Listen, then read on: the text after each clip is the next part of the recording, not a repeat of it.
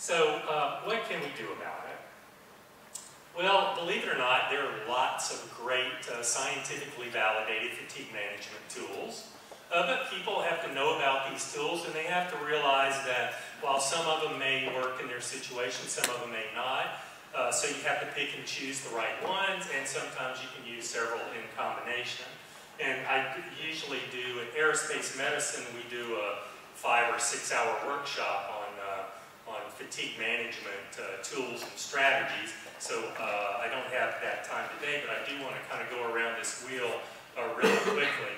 Avoiding sleep restriction, I've already showed you this graph and talked about it. We know that most people need a minimum of 7 hours. If you're only getting 5 hours a day, that means every day you're building up a 2-hour sleep debt. So by the time you do that for 7 straight days, you're basically operating about as well as you would if you had been straight sleep deprived for 24 hours.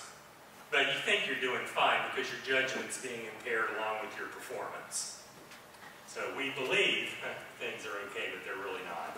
There are individual differences in fatigue effects. This is from a study with pilots where we measured simulator flight performance by computer, keeping people awake 37 continuous hours. 0 was well-rested performance, so this is a change from baseline.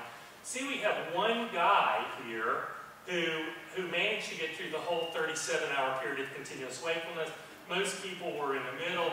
3 guys out of this group, declines of 150% in well-practiced upper air work instrument flight performance control. And I tell you, I've tested about 95 pilots throughout my career. In my career, I've seen about 5 that were like this, and I've seen about 90 who thought they were like this, but in fact were like that or that.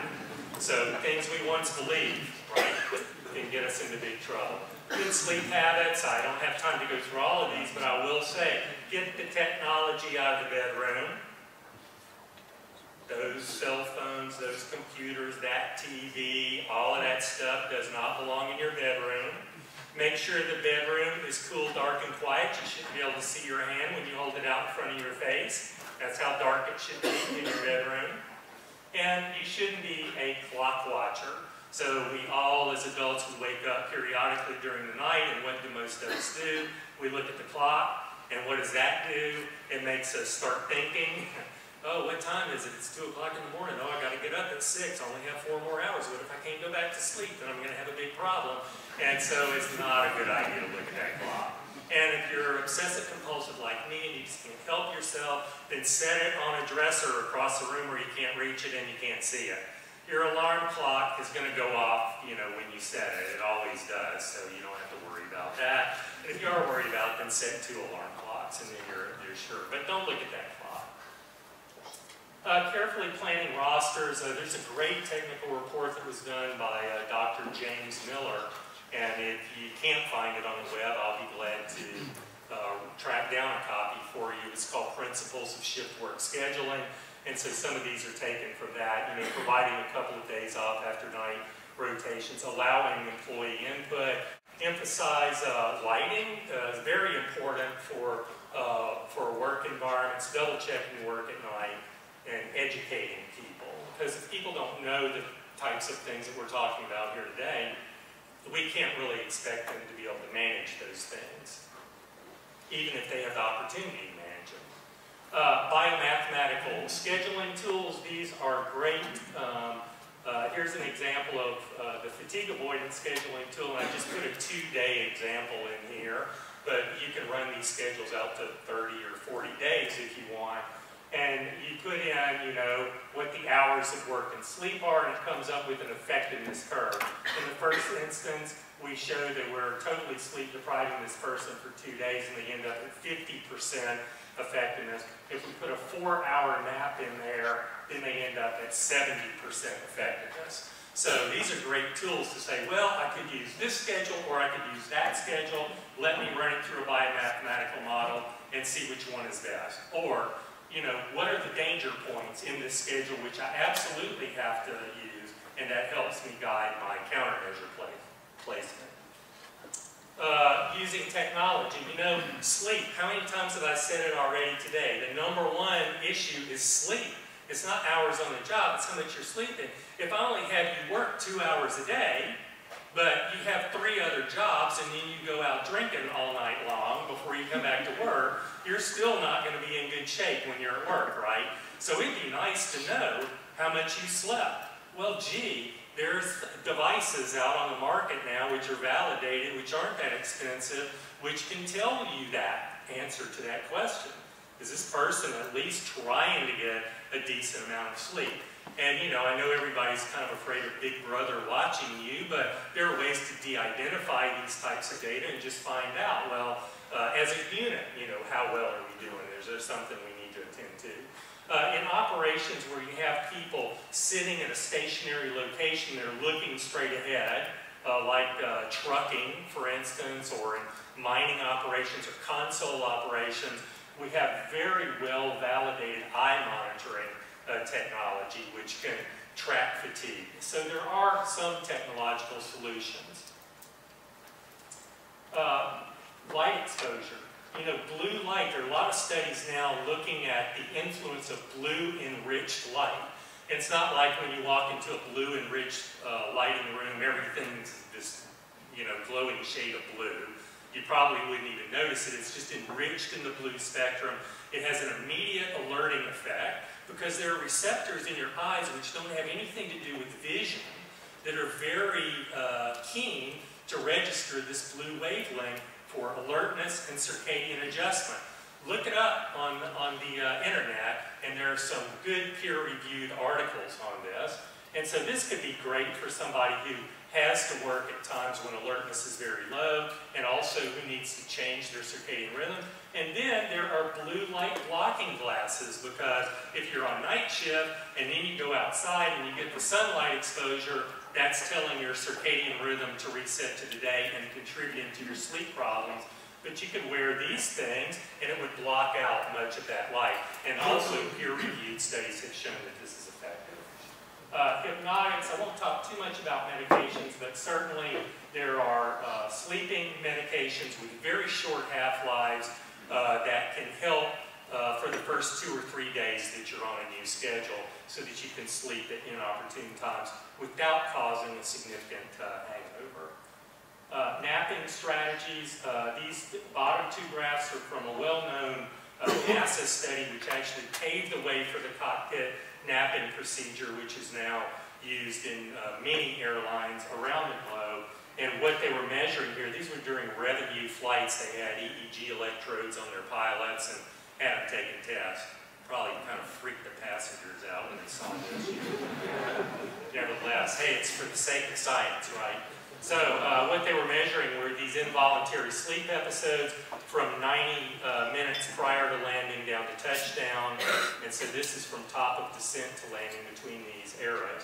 No nap group. Here's your nap group. Notice that the 26-minute cockpit nap completely eliminated those inadvertent sleep episodes on final approach. So we know from this study and from many others that napping is a wonderful countermeasure. Why? The homeostatic drive, right?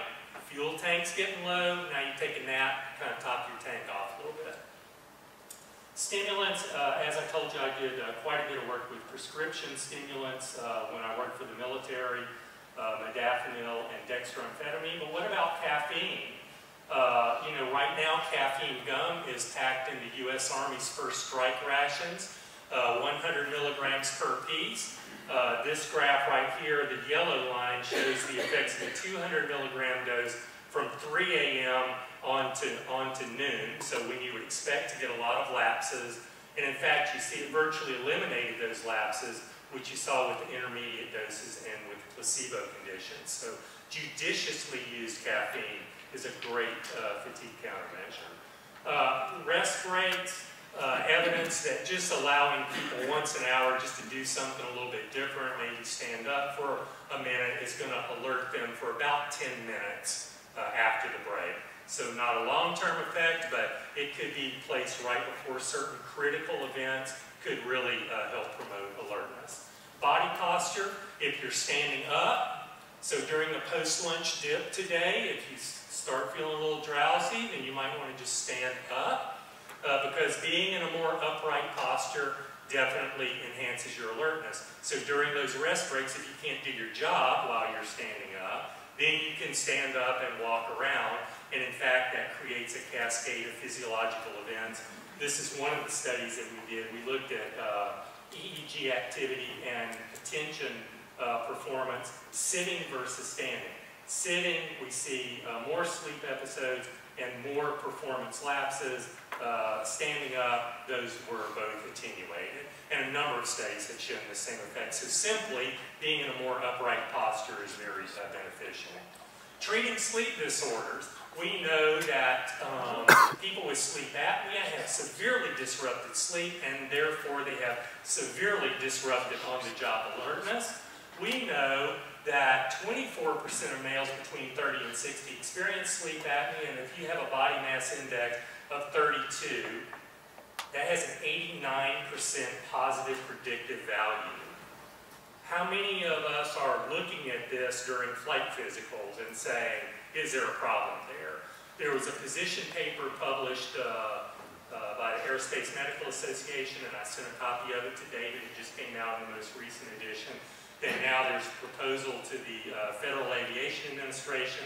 This is a part of your flight physical, and if you have this large BMI, you're going to have to go through a sleep study to see if you have sleep apnea. But treating sleep disorders, looking for them and treating them can go a long way to improving alertness on the flight deck. And then get rid of the unproven strategies. You know, I worked one time with a Marine major who wasn't too impressed with my background in aviation, by the way. But he told me that in his fatigue management book, he wanted smokeless tobacco included, because we all use that, and it's very effective. Well, luckily for me, the Marine Commandant had a whole web page dedicated to getting tobacco use out of the Marine Corps, so I was off the hook from that. But it turns out in the research that nicotine actually has a stimulating effect for some people, but it has a relaxing effect for other people. So it wouldn't have been a good fatigue countermeasure even if it wasn't a known carcinogen. So another thing that we believe that may not be true, just like the cold air to the face, the loud music, you know, and all these other wild things that people come up with. If it sounds too good to be true, it probably is. All right, and so all of this, I'm telling you, all of this is scientifically validated. What I've told you, this isn't just my opinion. It's out there in the literature. If you have problems finding any of it, send me an email, and I'll be glad to help you with references for it. But all this needs to be part of a good, solid FRMS, which needs to be science-based, data-driven, participative, meaning everybody in the organization needs to sign on to this, fully implemented, and that's across the whole system. And I tell you a great example of how important full implementation is. I was listening to a public radio story about a car manufacturing plant. And they were like, oh, we have these horrible safety quality problems on our cars where they're rolling junk off the line, and we don't understand because the workers have the authority to stop the line anytime they see a problem. But the supervisors were being paid by the number of cars that rolled off of that line every day. And so nobody was going to stop that line if they wanted to keep their job for very long. So you implement this in one part of the organization, but it doesn't go all the way through to everyone, it's going to fail. It's got to be integrated into the health and safety management system and continuously improve. And so when I say data-driven, this means, okay, before you ever start down this road, let's collect some data. Maybe subjective data, maybe errors, maybe exceedances, whatever it is that you can get your arms around and say, where are we now? Now implement the system, and then collect some more data to see whether it's made a difference, and if not, continuously improve. And then justify it by your good business case, and make sure it's owned by the senior leadership. Another thing I can tell you, I've done many talks, fatigue management talks for workers, and upper level management is nowhere to be found. And everybody in the room knows, okay, what we're doing here is we're checking a block. Because the big boss isn't here, the big boss hasn't signed on to this. So upper management needs to be involved in this if it's going to be successful.